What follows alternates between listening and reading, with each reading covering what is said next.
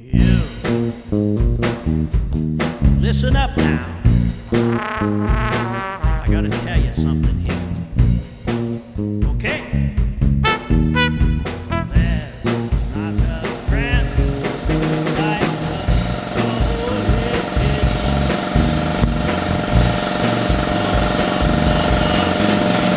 I'll tell you what we do a lot is like, you come in, a lot of times you got to use the cabinet to see what you have to work with. Like if you're doing an old motor that's been sitting around forever, you bust that motor apart, you pull the flywheel assembly apart, you get your connecting rods in here and you blast down your connecting rods and your flywheel assembly.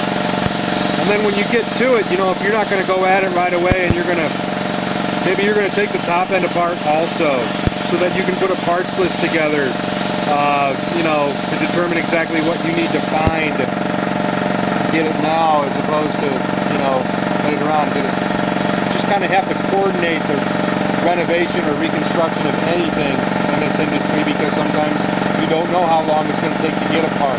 So we'll take, if something's not going to go to paint right away, and it's not a painted part like a connecting rod or a flywheel, we'll cover it in StrongArm and sit it out back. Matter of fact, it's involvement fluid. Basically, yeah. I mean, it keeps it involved. For like this stuff here is going out to paint tomorrow morning. Okay. So it's still clean. So if I let this bare metal sit in here any longer, like I sandblasted that battery box lid a week ago. It's already rusty. So, well, not a week ago, but yeah, but it's already rusty. Right. So that's what that product is really, really good for. And also, we've been using it regularly over there at the tire changes. Yeah, a lot of people love it on tires. It's a great lubricant to get tires off and on rims. Especially 100-year-old tires. Yeah. It restores the bead, treat the inside of the rim. See, like this right here, if you let this sit for too long, it's just going to rust over because it's bare metal. If you put StrongArm on it, it'll just stay that way. It stays exactly the way it is. It maintains a pristine finish. And you can wipe that and paint right over it. Totally painless surface.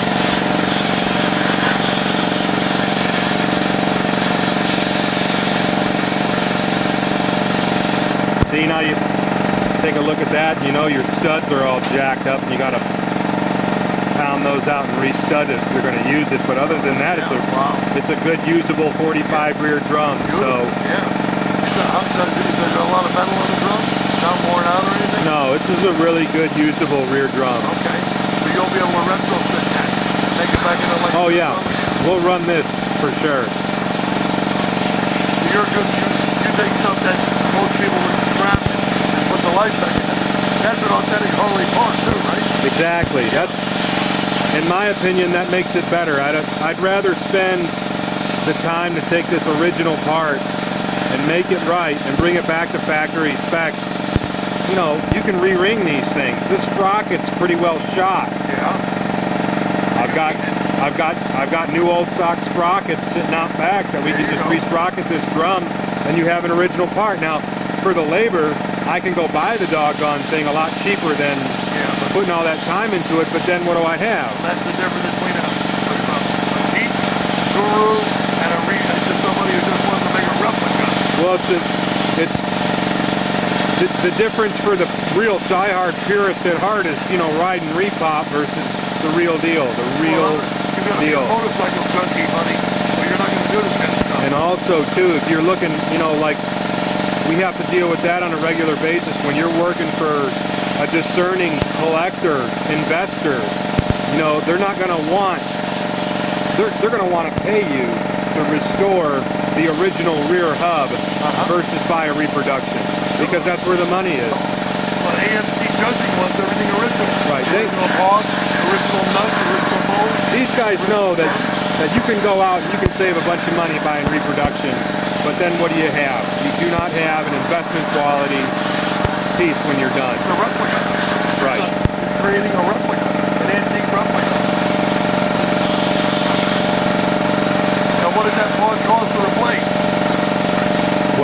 part cost? Yeah, you had to go buy the replica. Boy, I haven't in so long. I don't know. I'll guess and say 150 bucks, 200 bucks, somewhere in there. So you're saving all that expense. You're keeping the original cost. Yeah, you're spending more than that in labor. Well, I'm no doubt about it. Here's a good shape. Yeah, everything looks to be pretty good with this one. How much mileage is on this whole bike? I don't know. This was a complete rear wheel assembly I found in an attic in Clarksville, Tennessee. Oh, wow. On Monday. Yep. Isn't that something? I found it Monday morning. I went up there, I found a fella wanted to sell me a Springer front end, and I went there and I bought the Springer front end, and I asked him what else he had. And he said, I got a bunch of stuff up in the attic. And he started, the first thing he handed me down to me was the back plate, the 45 rear back plate, and then this drum, and then the old Star wheel. And it was a Kelsey Hayes rim and everything. It's all original, real good stuff. Yeah. So we're restoring it, and You're gonna go on the bike too? You got the whole bike from them? no, but we needed it. We're building Oh, for another one. 3 solos right now for customers and a Serby car. Cool. So we've been really seeking out and hunting down 45 parts pretty significantly here.